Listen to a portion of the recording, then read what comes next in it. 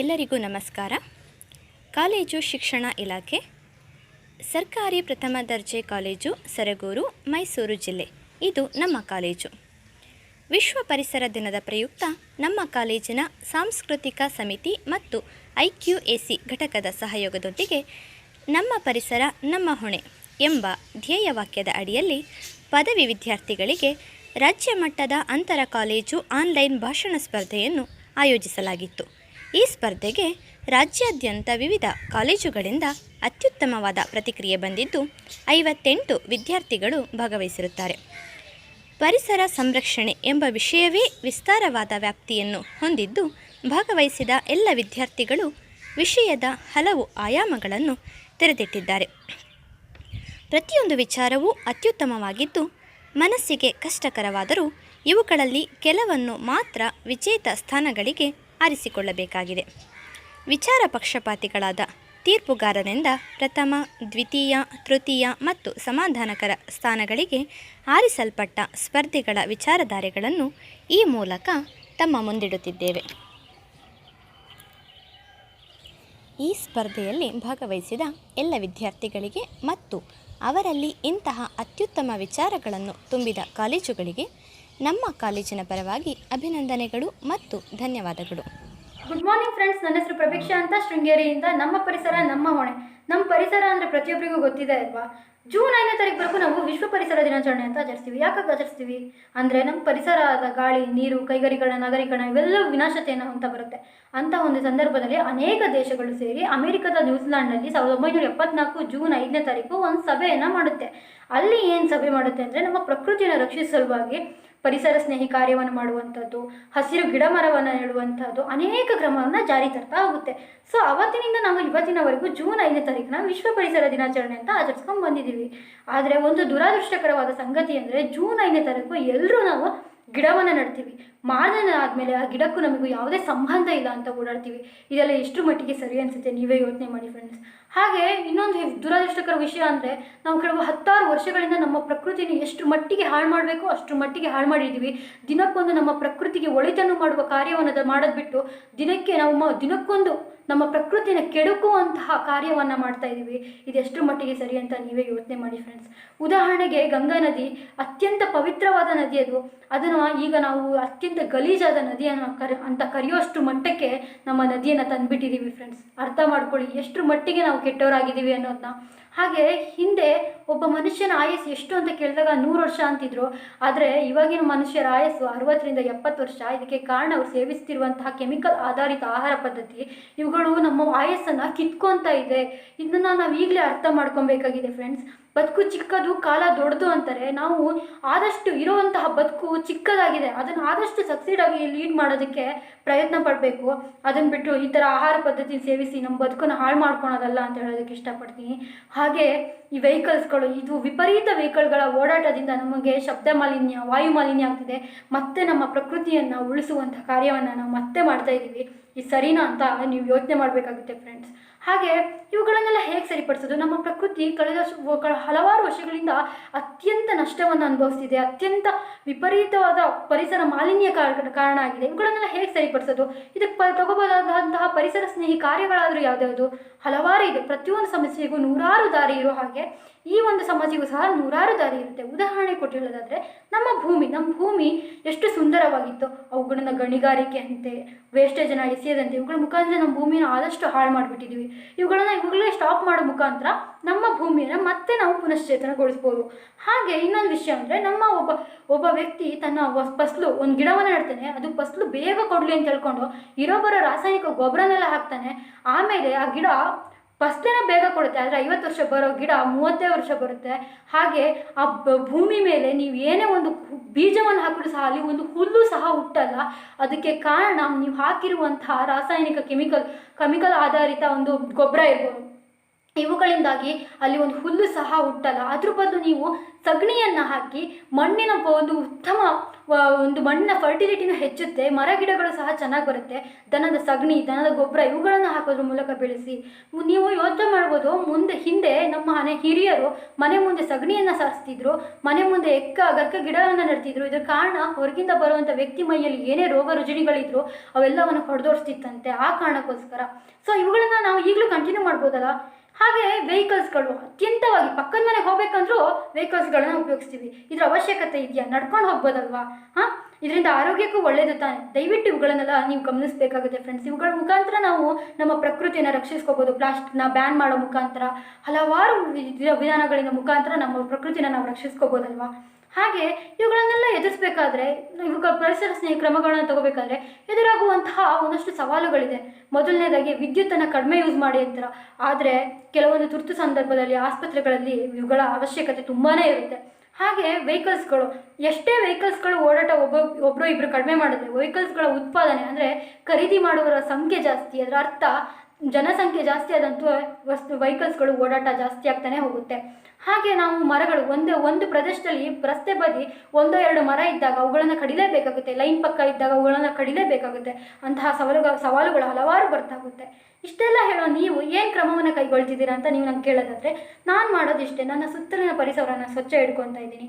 ಹಾಗೆ ಏನೇ ಕಸ ಕಡ್ಡಿ ಇದ್ದರೂ ಮನೆಗೆ ತಂದು ಡೆಸ್ಟ್ರಾಯ್ ಮಾಡ್ತೀನಿ, ಇಲ್ಲಾಂದರೆ ಅಲ್ಲೇ ಇರೋ ಡಸ್ಟ್ಬಿನ್ಗೆ ಹಾಕ್ತೀನಿ. ನಮ್ಮ ಮನೆಯಲ್ಲಿ ಸೋಲಾರ್ ಲೈಟ್ಗಳನ್ನು ಯೂಸ್ ಮಾಡ್ತೀವಿ, ಹಾಗೆ ವಿದ್ಯುತ್ತನ್ನು ಕಡಿಮೆ ಉಪಯೋಗಿಸ್ತಿದ್ದೀವಿ. ಹಾಗೆ ನಮ್ಮ ಒಂದು ಪ್ರಕೃತಿನ ಸ್ವಚ್ಛ ಮಾಡ್ತಿದ್ದೀನಿ. ಹಾಗೆ ನಾನು ಗಿಡವನ್ನು ನೆಡ್ತೀನಿ, ಆದರೆ ಎಲ್ಲೋ ದೂರದಲ್ಲಿ ನೆಡೋದಿಲ್ಲ, ಮನೇಲೇ ನೆಡ್ತೀವಿ. ಯಾಕೆಂದರೆ ಅದು ನನ್ನ ಕೈಲಿ ಬದುಕಿಸೋಕ್ಕಾಗೋದಿಲ್ಲ. ಹಾಗಾಗಿ ನಿಮ್ಮ ಕೈಲೂ ನೀವು ನಡಿ ಅಂತ ಹೇಳೋದಕ್ಕೆ ಇಷ್ಟಪಡ್ತೀನಿ. Thank you for watching. Thank you so much. Greetings to one and all. This is Aishwarya Parmeshwar from Government Home Science College, Hassan. We do know we celebrate Environment Day on June 5th of every year, but have anybody given a thought why is it being celebrated or run down the history to get to know? Here it is. Back then in 1974, United Nations in one of its conference made an announcement that Environment Day should be celebrated every year, and 143 countries signed in, and till today on June 5th of every year, Environment Day has been celebrated. This was made to restore the emotion in a mankind, to let him know the way he loved his loved ones, the same love and nourishment has been required on the green life which is around him, which is the backbone of sustainability of a mankind, and to give him a remind that protecting the environment is his responsibility, and inspiring the young mind to know their future responsibility and what are the implements they can make to protect the environment and keep the equilibrium the way it is. And being an individual, taking up initiation in protecting the environment will make a huge difference by keeping the surrounding clean, and that positive vibes reflect and inspire two souls, and those two souls inspire many to lead their hand in protecting the environment by taking up personal initiation like this. And using social media, which is a powerful platform in creating awareness and why and what is the need of protecting the environment, and what are the worst cases of future mankind will face if today the environment is not protected. This can be portrayed through social media, which will reach out many people and create awareness in young minds, which will take an implement and take an initiation in protecting the environment will make a huge difference.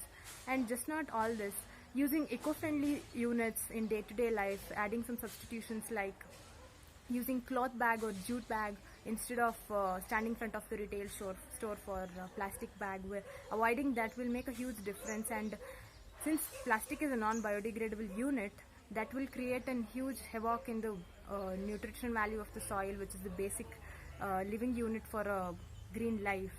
And one individual, everyone and another in the home can use recycle and reusing process, which will help. And using LED bulbs, and we youth who are very young and energetic, using bicycles or public transport to college or house workplace instead of using private vehicles.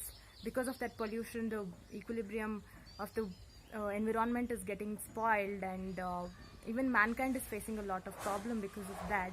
And bicycle or using transport would put down the global warming too. We can take back one step in increasing the global warming. That would help everybody, that would help mankind and even the environment. And just not that, farmers who are using chemical pesticides can reduce them to organic pesticides, which will be helping the ecosystem of decomposition without disturbing that, and that will nourish the soil value, and even the plants will have a healthy growth, and that will not lead to global warming again. And turning the plastics into tidal thermal plastics, which will be reused and recycled, and oceans also can be kept clean, collecting the plastics which has been stored in oceans and using it in making satellites, like which we can see in Mission Mangal, how the plastic was used. Such recycle will help so much that we can keep our surrounding clean. And in the process of protecting the environment, we face so much of demerits from those mind which has no knowledge about it.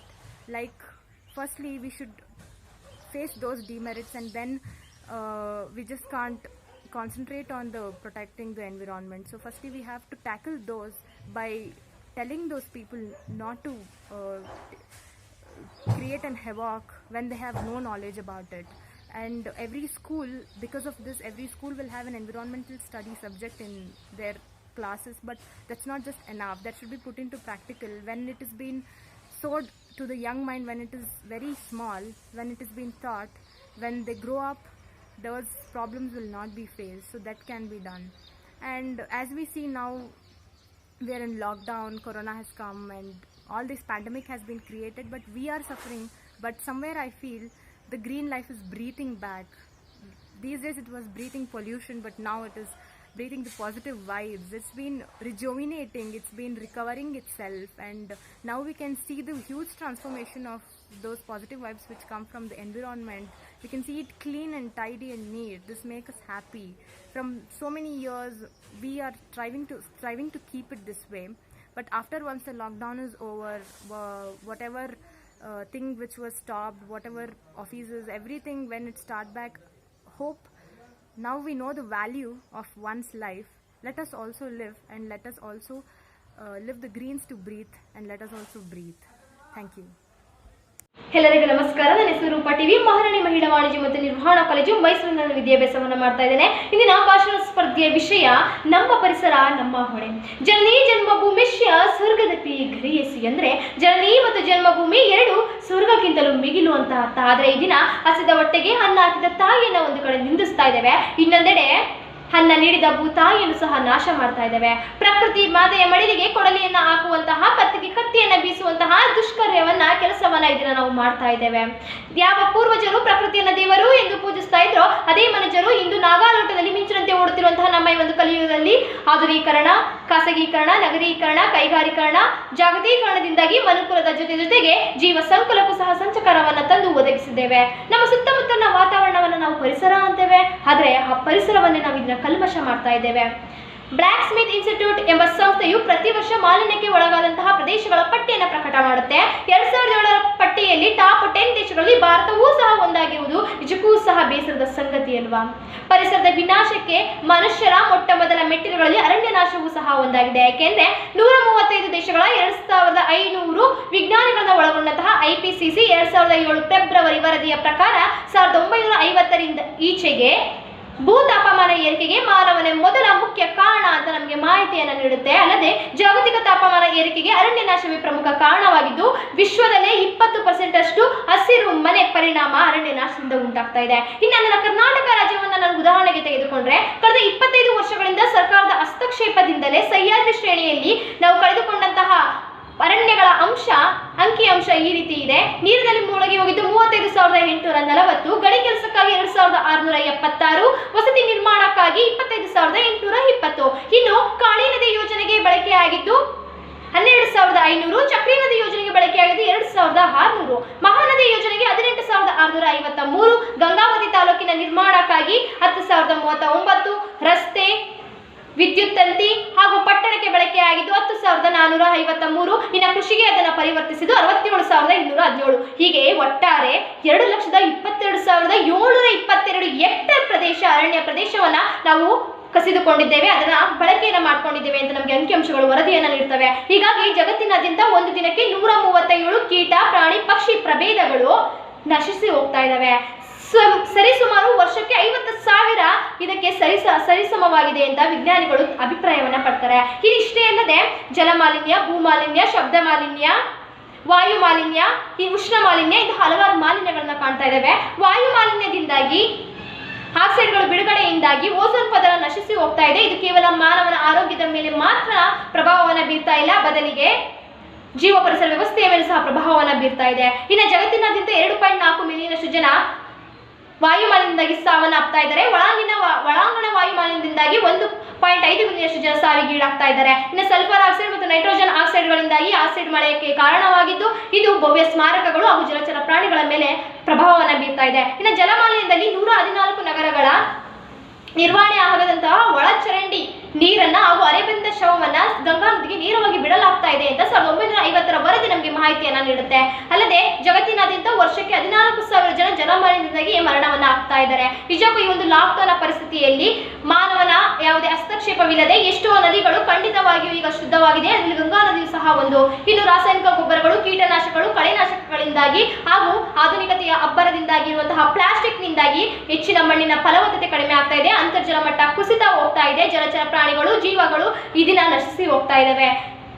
ವರ್ಷಕ್ಕೆ ಸರಿಸುಮಾರು 20,000 ಜಾನುವಾರುಗಳು plastic ನ ಸೇವನೆಯಿಂದಾಗಿ ಮರಣವನ್ನ ಆಗ್ತಾ ಇದ್ದಾವೆ. ಯಾಕೆಂದ್ರೆ plastic ನಲ್ಲಿ ಹಲವಾರು ವಿಷಕಾರಿ ಅನಿಲಗಳನ್ನ ನಾವು ಕಾಣ್ತೇವೆ. ಒಂದು ಬಿಸಿನಲ್ ಆಗಿರ್ಬೋದು, ಸೀಸ, ಹಾಗೆ ಆಂಟಿಮಿನಿ ಆಕ್ಸೈಡ್ ಆಗಿರ್ಬೋದು, ಇಂತಹ ಹಲವಾರು ರೀತಿಯ ಹಾನಿಕಾರಕಗಳಿವೆ. ಹೀಗಾಗಿ ಮನುಕುಲವನ್ನ ರಕ್ಷಿಸುವ ನಿಟ್ಟಿನಲ್ಲಿ ಇಂದಿನ ಯುವ ಜನತೆ ಸಾಗಬೇಕಾಗಿದೆ. ವಿಜ್ಞಾನವು ಅಭಿವೃದ್ಧಿಯ ಸೂಲಗಿತ್ತಿಯಾಗದೆ ಅಂಧಕರ ದೂತ ಆಗಬೇಕು ಎಂಬ ಮಾತು ನಿಜಕ್ಕೂ ಸಹ ನಿಜವಾಗಬೇಕಾಗಿದೆ. ಯಾಕೆಂದ್ರೆ ಮೊನ್ನೆ ತಾನೇ ನಡೆದಂತಹ ಪ್ರಚಲಿತ ಘಟನೆ ಕೇರಳದಲ್ಲಿ ಗರ್ಭಗೊಂಡ ಆನೆಯ ಮರಣ, ಇದು ನಿಜಕ್ಕೂ ಮಾನವನ ಉದಾಸೀನದ ಒಂದು ಕನ್ನಡಿಯಾಗಿದೆ ಅಲ್ವಾ. ಅವನ ಉದಾಸೀನದಿಂದಾಗಿ 2 ಜೀವಿಗಳು ಪ್ರಾಣವನ್ನ ಬಿಡ್ತವೆ. ಹೀಗಾಗಿ ಮೊದಲು ಮಾನವೀಯತೆ ಎನ್ನುವುದು ನಮ್ಮ ಇಂದಿನ ಯುವ ಜನತೆ ಕಲಿಬೇಕಾಗಿದೆ. ಗ್ರೀನ್ ಇಂಡಿಯಾ, ಕ್ಲೀನ್ ಇಂಡಿಯಾ ಪರಿಕಲ್ಪನೆಯಲ್ಲಿ ಶ್ರಮಿಸಬೇಕಾಗಿದೆ. ಸಾವಯವ ಗೊಬ್ಬರ ಋಷಿಗೆ ನಾವು ಮತ್ತೆ ಮರಳಬೇಕಾಗಿದೆ. ಸ್ವಾಮಿ ವಿವೇಕಾನಂದರವರ ಮಾತಿನಂತೆ ಒಬ್ಬ ವ್ಯಕ್ತಿ ಶಕುನಿಯಾದರೆ ಆ ಕ್ಷೇತ್ರ ಕುರುಕ್ಷೇತ್ರವಾಗುತ್ತೆ. ಅದೇ ಒಬ್ಬ ವ್ಯಕ್ತಿ ವೀರಭದ್ರನಾದ್ರೆ ಇಡೀ ದೇಶವೇ ಸುಭದ್ರರಾಗಿರುತ್ತೆ ಅಂತ. ನೀವು ಶಕುನಿ ಆಗ್ತಿರೋ ಇಲ್ಲ ವೀರಭದ್ರನಾಗ್ತಿರೋ, ಇವೆರಡು ಇಂದಿನ ಯುವ ಜನತೆಯ ಕೈಯಲ್ಲಿ, ಮನಸ್ಸಿನ ಆಲೋಚನೆಯಲ್ಲಿ ಇರುವುದರಿಂದ ಅವರಿಂದ ಮಾತ್ರ ನಿಜಕ್ಕೂ ಪರಿಸರವನ್ನು ಉಳಿಸುವ ನಿಟ್ಟಿನಲ್ಲಿ ನಾವು ಹೋಗ್ಬೋದು ಅಂತ ಹೇಳ್ತಾ, ಪರಿಸರವನ್ನ ನಾವು ಆರಾಧಿಸಿದಾಗ ಮಾತ್ರ ಅದು ನಮ್ಮ ಸ್ವೀಕರಿಸುತ್ತೆ. ಆಗ ಮಾತ್ರ ಮಾನವನ ಅಭಿವೃದ್ಧಿ ಸಾಧ್ಯ. ಪಂಚಭೂತಗಳನ್ನ ನಾವು ರಕ್ಷಿಸಬೇಕಾದ ಅವಶ್ಯಕತೆ ನಮ್ಮದು, ಹೊಣೆಗಾರಿಕೆ ನಮ್ಮದು ಅಂತ ಹೇಳ್ತಾ ನನ್ನ ಮಾತು ಮುಗಿಸ್ತೀನಿ. ಧನ್ಯವಾದ. John Muir once said, "In every walk-in with nature, man receives far more than he seeks, and this is something we all should agree to. Nature gives us so much that we should forever be grateful to it. But are we at least being thankful? Or even taking time to appreciate the nature around us?" Ask yourself this question and think about your answer, because then you will truly know how well you respect the nature around you. Nature gives us everything that we need, from food, water, and medicine to natural cycles like climate and nutrition. But what are we doing? We are taking it for granted. In the past few years, increased human activity, right from industrialization to deforestation, has taken a serious toll on our environment. People prefer to travel in their own private vehicles rather than to take the public transport. We waste food and water just because we have it in our disposal. We cut down trees because we need more space to build our houses and to decorate our homes with carved woodworks. We extract non-renewable resources of energy like petrol and diesel and gas because we need it to drive our cars and planes and bikes and trains and ships. Stop and think for a moment. We are just taking and taking and taking. We are ruining the natural balance. Should I remind you? Take any recent natural disaster or the coronavirus, for example. Innumerable people are suffering and lots of lives have been lost. The super cyclone Amphan has wreaked massive destruction in the eastern coast of India and Bangladesh. Those Australian wildfires last year, whatever was done, we could not bring it under control. When did we become so greedy that we forgot what nature gives, it can take back, and such an action would have unimaginable consequences? I'm not asking for too much, but can each one of us please take responsibility to individually do our part to care for the environment? You don't have to do great big things. Start by doing small, simple things. Say no to plastic. Take your own cotton or jute bags when you go shopping. Save water. Think and plan on how to implement rainwater harvesting in our houses, schools, colleges, and workplaces. Use the public transport and help cut down the unnecessary levels of pollution. Use solar panels to generate electricity. Remember the 5 R's of our environment: refuse, reduce, reuse, repurpose, and recycle. Let's all do our small part towards saving the environment, because every drop contributes towards making the oceans large. Our nature is the most precious gift that we could have gotten. An old American proverb says, "We do not inherit the world from our ancestors, we borrow it from our children." And every parent wants what is best for their child. So starting right now, let's join forces to make the earth a greener, cleaner, and safer place for our upcoming generations. Start today and plant one tree. A few years later, someone will be thankful for the fruit, air, and shade it offers. This is our duty as global citizens, and today, let's take a pledge to do our duty sincerely and from the bottom of our hearts. If we do this in single steps, in simple manners, we can all contribute, and maybe one day we can celebrate every day as World Environmental Day. Because at the end of it all, our home, our world, and our nature is our responsibility.